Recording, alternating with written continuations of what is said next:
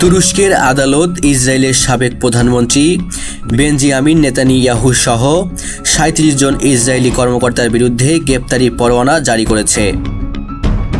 এই পদক্ষেপটি দেশটির এক কূটনৈতিক ও আইনি পদক্ষেপ হিসেবে উল্লেখ করেছে, যা সম্প্রতি দুই দেশের উত্তেজনার পরিপ্রেক্ষিতে এসেছে।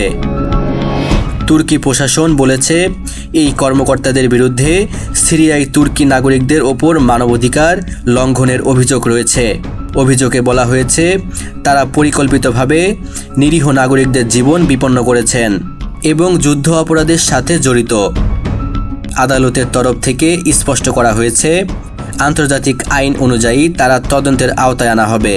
তুরস্কের পররাষ্ট্র মন্ত্রণালয় এক বিবৃতিতে জানিয়েছে, এই পদক্ষেপ আন্তর্জাতিক ন্যায় বিচারের অংশ। আমরা আশা করি অভিযুক্তরা আইনসম্মতভাবে বিচার সম্মুখীন হবেন।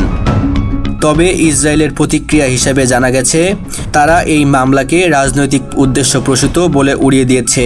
আইন বিশেষজ্ঞরা মনে করছেন, এই ধরনের গ্রেপ্তারি পরোয়ানা আন্তর্জাতিক কূটনীতিতে জটিলতা সৃষ্টি করতে পারে।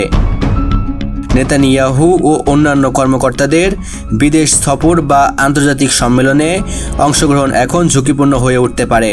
তুর্কি গণমাধ্যম বলছে, তদন্তের অংশ হিসেবে আন্তর্জাতিক সহযোগিতা চাওয়া হবে। তুরস্কের আদালত ইতিমধ্যেই সংশ্লিষ্ট দেশগুলোর কাছে চিঠি পাঠিয়েছে, যাতে অভিযুক্তদের বিরুদ্ধে তথ্য আদান প্রদান করা যায়।